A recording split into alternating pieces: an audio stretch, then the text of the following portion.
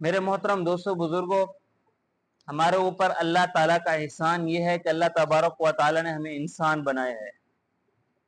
انسان جتنا بھی مخلوقات ہے، سب سے اشرف المخلوقات جو ہے وہ انسان کی ہے۔ سمندری مخلوق ہو، خشکی مخلوق ہو، ان میں سے سب سے جو افضل مخلوق ہے، جو اشرف المخلوق ہے، وہ انسان کی ہے۔ تو اسی بات پر ہمیں اللہ تعالیٰ کا احسان مند ہے ہم اللہ تعالیٰ کے، اور اللہ تعالیٰ کا ہمیں اس کا شکر ادا کرنا چاہیے کہ اللہ تعالیٰ نے ہمیں انسان بنایا۔ انسان بنانے کے باوجود اللہ تبارک و تعالیٰ نے ہمیں مسلمان بنایا، کلمے والی دولت نصیب فرمائی، یہ بھی اللہ تعالیٰ کا بہت بڑا احسان ہے۔ پھر اللہ تبارک و تعالیٰ نے کلمے والی دولت بھی نصیب فرمائی اور کلمہ بھی آخری نبی کا نصیب فرمایا۔ اس سے بڑھ کر اور کوئی نعمت نہیں ہے۔ ایمان کی دولت جو ہے سب سے بڑی دولت ہے، اور کلمے والی دولت جو ہمیں ہمارے پیغمبر صلی اللہ علیہ وسلم جو آخری نبی ہیں ان کا کلمہ نصیب ہوا ہے، اس سے بڑھ کر دنیا کی کوئی نعمت نہیں ہے جو اس کا مقابلہ کر سکے، کوئی دولت بھی نہیں ہے جو اس کا مقابلہ کر سکے۔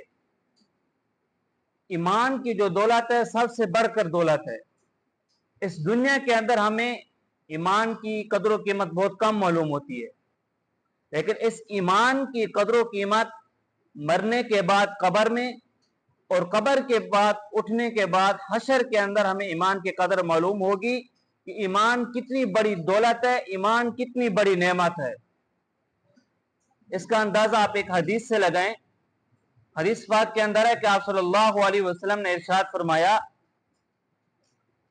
جب جنتیوں کو جنت کے اندر داخل کر دیا جائے گا، جہنمیوں کو جہنم کے اندر داخل کر دیا جائے گا، جہنم کے اندر بدعمال مسلمان بھی ہوں گے جو اپنے گناہوں کی وجہ سے جہنم کے اندر ہوں گے، اور کافر بھی جہنم کے اندر ہوں گے۔ کافر جو ہوں گے مسلمانوں کو تانا دیں گے جو اپنی بدعمالیوں کی وجہ سے جہنم کے اندر گئے ہوئے ہیں۔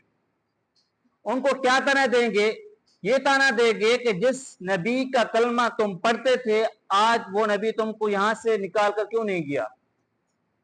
تم بھی کلمہ پڑھ کر جہنم کے اندر، ہم بغیر کلمہ پڑھ کے جہنم کے اندر۔ تم بھی کلمہ پڑھ کے جہنم سے نہیں نکل سکے، ہم تو بغیر کلمے والے، ہم بھی جہنم کے اندر، تو تمہارے درمیان اور ہمارے درمیان کیا فرق ہے؟ تو جو کافر ہوں گے بدعمال مسلمانوں کو تانا دیں گے جو جہنم کے اندر گئے ہوں گے، تو اس وقت اللہ تبارک و تعالیٰ کی غیرت کو جوش آئے گا۔ اللہ تبارک و تعالیٰ اپنے فرشتوں کو حکم دیں گے کہ جس کے دل کے اندر ذرا برابر بھی ایمان ہے، جس نے بھی کلمہ پڑھا ہے، اس سب کو نکال کر جنت کے اندر داخل کر دیا جائے، اس سب کو نکال کر جنت کے اندر داخل کیا جائے۔ اس وقت ہمیں اس ایمان کی قدر و قیمت معلوم ہوگی کہ ایمان کتنی بڑی دولت ہے، ایمان کتنی بڑی نعمت ہے۔ اس وقت کافر کہیں گے ربما یود الذین کفروا لو کانوا مسلمین، کاش کہ ہم بھی مسلمان ہو جاتے، کاش بھی ہم کلمہ پڑھنے والے ہو جاتے، کاش ہم نام لیوا مسلمان ہو جاتے، نام کے طور پر کلمہ پڑھ لیتے، اس وقت ہمیں کلمے کی قدر و قیمت معلوم ہو جاتی۔ تو اللہ تبارک و تعالیٰ نے جو ہمیں ایمان کی دولت دی ہے، یہ ایمان سب سے بڑی دولت ہے، سب سے بڑی نعمت ہے، اس کی قدر کرنی چاہیے۔